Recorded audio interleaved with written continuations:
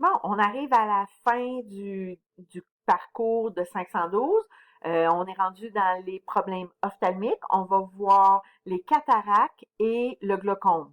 C'est les deux seules pathologies là, au niveau ophtalmique qu'on va voir cette session-ci. C'est pas tellement long, là. Alors, on commence par les cataractes.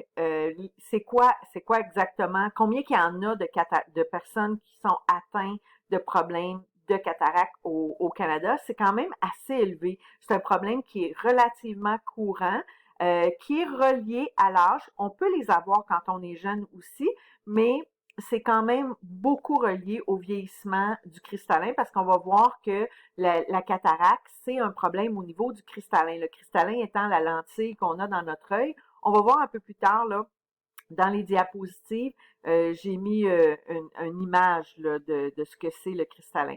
Alors, on parle d'environ 800 000 Canadiens qui seraient atteints. C'est quand même une vieille statistique. J'essaye toujours d'en retrouver des nouvelles, puis je retombe toujours sur les mêmes. Donc, clairement, ils n'en ont pas, en tout cas, dans mes recherches, là, ils n'en ont pas fait des nouvelles. Deuxième cause de cécité au monde, parce que si on laisse aller la cataracte et qu'on la laisse se détériorer à un point tel, ça peut causer la cécité. Ça peut causer la cécité chez les jeunes si ça s'est développé dans l'enfance, mais ça va développer la cécité chez la personne âgée aussi, parce que éventuellement, on ne sera pas capable de voir au travers du cristal. Alors, voici ici une image là, de ce que ça aurait l'air, un cataracte, une cataracte. Je pense que c'est une cataracte. Des fois, on voit ça chez nos chiens. Les vieux chiens qui ils viennent avec les yeux blancs, c'est des cataractes. C'est la même chose, c'est aussi présent chez les animaux. Alors, on voit ici un, une pupille qui devrait être claire, qu'on devrait être en mesure de voir au travers, puis à la limite, on devrait être en mesure de voir le fond de l'œil, puis là, on voit rien. C'est vraiment brouillé. Alors, vous pouvez imaginer que la personne qui a cette cataracte-là ne peut pas voir comme il faut, voit des images qui sont brouillées, voit des images dont les couleurs sont ternes. C'est quand même assez... là, c'est sûr que j'ai pris une photo là, qui était on prend toujours les pires photos, là. C'est une grosse cataracte, celle-là. Alors, au niveau de la physiopathologie, c'est quoi qui cause exactement la cataracte? C'est le cristallin, qui est en fait qui est la lentille de l'œil, qui devient, avec l'âge, avec le vieillissement, devient plus opaque, plus épaisse. C'est fait de protéines et de liquides, cette espèce de lentille-là.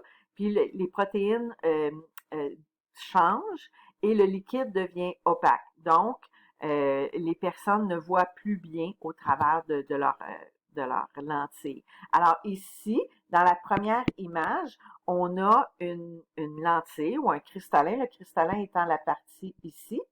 On a un cristallin qui est normal, qui est en santé, qui laisse passer la lumière de façon adéquate.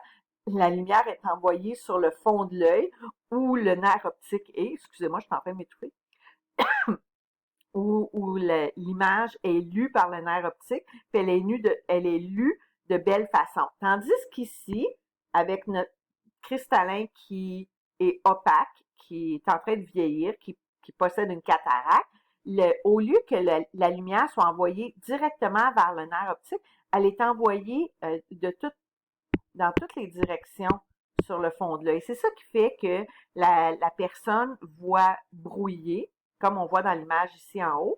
Ici, c'est ce que la personne normale voit. Ici, c'est ce que la personne avec des cataractes voit. Alors, il y a trois parties au cristallin. Donc, il y a trois endroits où on peut développer des cataractes. Je vous dirais, là, ben, je l'ai mis après. Je l'ai mis après, là, qui développe quand, là, mais je vous dirais, le noyau, c'est pas mal celle qui est la plus fréquente. Alors, on peut avoir des cataractes au niveau du noyau, au niveau du cortex du cristallin, puis au niveau de la capsule du cristallin.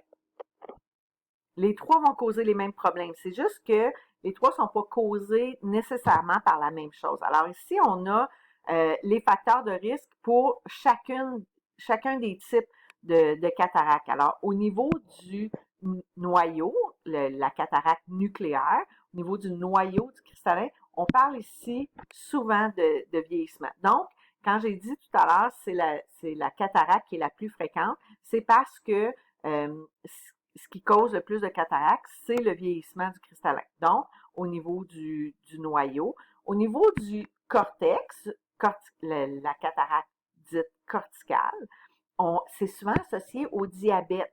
Donc, imaginez qu'un patient qui a le diabète, qui vieillit, est à très, très haut risque de développer des cataractes, puisque le vieillissement est un facteur de risque de cataracte du noyau et le diabète est un facteur de risque de la cataracte du cortex. Donc, les patients vieillissants diabétiques sont à très, très haut risque de développer des cataractes. Sous-capsulaire, je l'ai dit, c'est la capsule qui englobe le cristallin. C'est plus fréquent chez les jeunes parce que je vous ai dit tantôt que oui, c'est une pathologie qui est souvent associée à la personne vieillissante, mais ça ne veut pas dire que c'est que les vieux qui développent des cataractes. Ça peut être fréquent chez les jeunes et les diabétiques. Les jeunes personnes qui sont atteintes de polyarthrite rhumatoïde, on a vu ça dans un cours antérieurement, où est-ce que on a à prendre des corticostéroïdes en grande quantité, peuvent se mettre, à cause des corticostéroïdes, se mettre un peu à risque de développer des cataractes dans le futur. Là, j'ai parlé de la polyarthrite rhumatoïde, mais les corticostéroïdes sont utilisés dans toutes sortes de pathologies. Donc, c'est une des causes qui est associée aux cataractes sous-capsulaires. Vous n'avez pas besoin là, de savoir ça par cœur. Ce qu'on veut, c'est que vous sachiez qu'il y a plus qu'une sorte de cataracte. Puis c'est pas juste les personnes vieillissantes qui développent des cataractes. Alors, d'autres facteurs de risque, on a parlé du vieillissement. Ça, c'est évident. C'est le plus gros facteur de risque, c'est le vieillissement. Certains facteurs toxiques, on l'a dit, entre autres les corticostéroïdes. Si on est atteint de polyarthrite rhumatoïde, si on fait la colite ulcéreuse ou la maladie de Crohn, c'est des pathologies où on a à prendre ou à consommer beaucoup de corticostéroïdes. Certains facteurs nutritionnels, ils parlent de dénutrition. On parle d'un manque de certaines vitamines. Vous allez voir, c'est pour ça que dans la pharmacologie, il y a un des traitements préventifs, c'est un surplus de vitamines parce que les cataractes sont parfois associés à un manque de vitamines. Il parle aussi de l'obésité. On n'est pas sûr pourquoi exactement l'obésité causerait des cataractes, puis je l'ai souvent cherché pour essayer de vous répondre, puis j'ai jamais trouvé la réponse, mais ils disent que c'est souvent associé à l'obésité. Des facteurs physiques, l'exposition aux rayons X ou aux rayons UV. Alors, les personnes qui travaillent à l'extérieur, puis là, je parle pas une fois par semaine, tu fais ton gazon, là. Je parle de gens qui travaillent pendant des longues années, des longues heures à tous les jours à l'extérieur, comme les agriculteurs, comme les travailleurs de la construction, comme les maraîchers. C'est des gens qui travaillent beaucoup à l'extérieur, puis qui sont exposés aux rayons UV. S'ils ne portent pas une protection, une lunette fumée adéquate, là, je ne parle pas des lunettes fumées qu'on s'achète au magasin du dollar à 1 $, mais une lunette fumée avec une vraie protection, ils sont plus à risque de développer les cataractes. Certaines affections, on l'a dit tout à l'heure, le diabète, ça nous met à très haut risque de développer la cataracte plus au niveau du cortex qu'au niveau du noyau, mais quand même, c'est une cataracte quand même. Et les gens qui naissent avec le syndrome de Down, la trisomie 21, c'est des gens qui développent plus souvent, statistiquement plus souvent de cataracte que le restant de la population en général. Il y aurait des facteurs héréditaires. Donc, si dans votre famille, il y a beaucoup de gens qui ont, beaucoup de vos parents, de vos oncles, de vos tantes qui ont des cataractes, vous êtes plus à risque de développer la cataracte. Ça ne veut pas dire que vous allez en développer, ça veut juste dire qu'il y a quand même une composante là, héréditaire. Quand c'est une composante héréditaire, c'est là qu'on les voit plus souvent chez les jeunes enfants. Et ça devient une très haute cause de cécité chez l'enfant. Puis si c'est pas quelque chose qui est réglé rapidement chez l'enfant, même si c'est réglé plus tard, disons qu'un enfant naît avec une cataracte, si c'est pas réglé dans le jeune âge, là on parle de avant 1 an, avant 2 ans, le cerveau ne sera pas en mesure de développer la capacité à voir. Donc, même si la cataracte est réglée, est opérée quand ils ont 4, 5 ou 6 ans, c'est des enfants qui vont avoir quand même des problèmes de vision parce que le cerveau n'aura pas été adapté à la vision. Donc, c'est quelque chose qui, quand ça arrive chez les enfants, il faut que ça soit réglé rapidement. Alors, c'est quoi les premières manifestations cliniques des cataractes? Diminution de l'acuité visuelle. On l'a vu dans la vignette antérieure, là où on voit la personne voit embrouillé. Les couleurs vont être ternes. Les personnes vont peut-être avoir de la difficulté à lire parce qu'ils ne sont pas en mesure de distinguer les lettres. C'est des gens qui vont aller voir leur optométriste pour faire réajuster leurs lunettes parce qu'ils pensent que c'est leur myopie qui est, qui est changée, mais dans le fond, c'est vraiment l'apparition de la cataracte qui fait qu'ils ne sont pas capables de voir. Puis d'ailleurs, l'optométriste va être en mesure de diagnostiquer la cataracte et d'envoyer le patient chez l'ophtalmologiste pour pouvoir se faire soigner. On parle de changement de couleur, de diplopie, de distorsion des images. Le halo autour des lumières, c'est ce qu'on voit ici.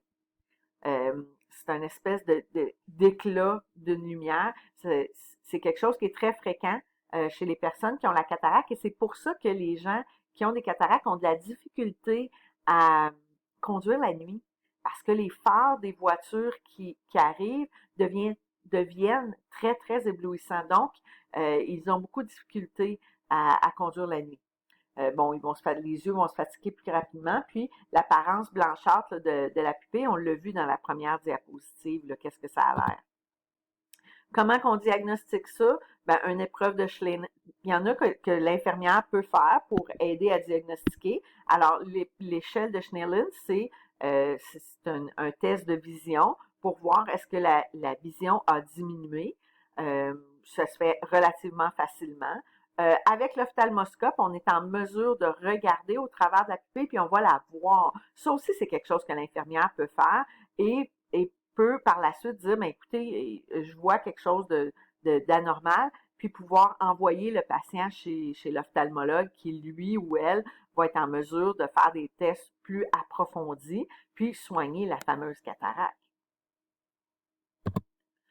Dans les traitements médicaux, j'en ai parlé un petit peu tout à l'heure, puisque la cataracte est associée à une malnutrition ou souvent des carences en vitamines, ben, la prise de vitamines en prévention va aider à, peut-être pas à soigner la cataracte, mais à prévenir la cataracte.